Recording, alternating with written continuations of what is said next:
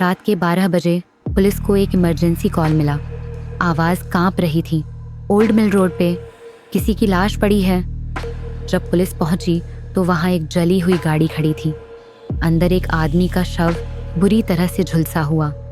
Number plate से पहचान हुई रोहन मल्होत्रा, एक मशहूर बिजनेसमैन जिसकी जिंदगी बाहर से चमकदार थी लेकिन अंदर से रहस्यों से भरी हुई। केस का चार्ज मिला crime branch officer Kabir Shaikh को। शार्प माइंड, काल्म वॉइस और नेवर गिव अप एटीट्यूड वाला इंसान। कबीर ने बॉडी चेक की। पोस्टमार्टम में पता चला कि मौत आग से नहीं बल्कि पहले सिर पर चोट मारने से हुई थी। फिर बॉडी जलाई गई ताकि सबूत मिटाए जा सकें। रोहन के बैकग्राउंड में उतरते ही कहानी अंधेरी होती गई। 3 नाम सामने आए। 1, प्रिया शर्मा, उसकी एक्स एम्प्लॉई जिसे रोहन ने फ्रॉड के झूठे केस में फंसाया था। 2, अंकित वर्मा, एक राइवल बिजनेसमैन जिसकी कंपनी रोहन ने टेक ओवर की थी।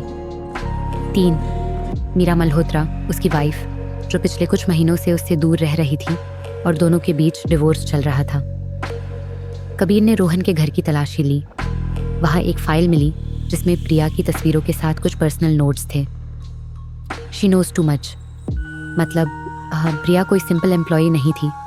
शायद उसने रोहन के इलीगल डील्स पकड़ लिए थे। सीसीटीवी फुटेज निकाला गया। मर्डर वाली रात रोहन की कार को फैक्ट्री एरिया की तरफ जाते देखा गया, लेकिन गाड़ी में कोई और भी था पर उसका चेहरा छुपा हुआ था। कबीर ने प्रिया को पकड़ा। वो शांत थी, बोली, मैं उसे मार सकती थी लेकिन मैंने नहीं मारा। हाँ, वो मुझे बर्बाद करना चाहता था लेकिन बदला मेरी जिंदगी से ज़्यादा नहीं। उसकी आंखों में गुस्सा भी था, डर भी। कबीर को यकीन नहीं हुआ कि वो झूठ बोल रही है, लेकिन कोई ठोस सबूत नहीं था। इसी बीच फॉरेंसिक रिपोर्ट आई। गाड़ी में एक रेयर परफ्यूम के ट्रेसेस मिले जो सिर्फ तो फॉरेन ब्रांड के हाई एंड परफ्यूम में होता है। वही परफ्यूम मीरा मल्होत्रा इस्तेमाल करती थी। कबीर ने मीरा से पूछताछ की। उसने कहा, हाँ, मैं उस रात उससे मिली थी लेकिन सिर्फ बात करने गई थी। मैं चाहती थी कि डिवोर्स शांतिपूर्वक हो, लेकिन जब मैं वहाँ से निकली वो जिंदा था। सवाल था, अगर सब लोग मिला तो था पर मारा नहीं कह रहे थे तो फिर कातिल कौन?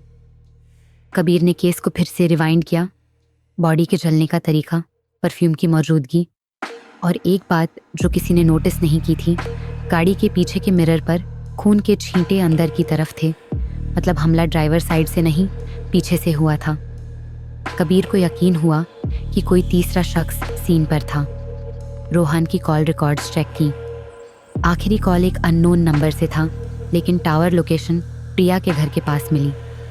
जब उस नंबर को ट्रेस किया गया तो शॉकिंग ट्रूथ सामने आया।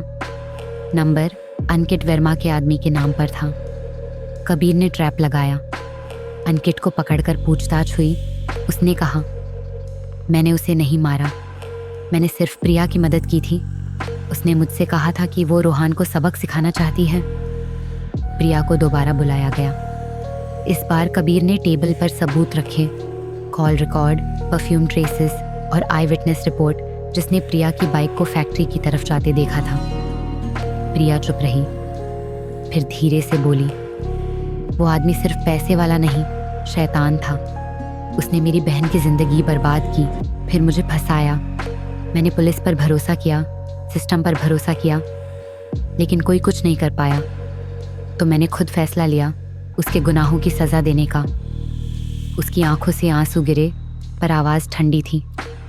मैंने उसे मारा, हाँ, लेकिन मैं चाहती थी कि वो महसूस करे वो डर जो मेरी बहन ने महसूस किया था।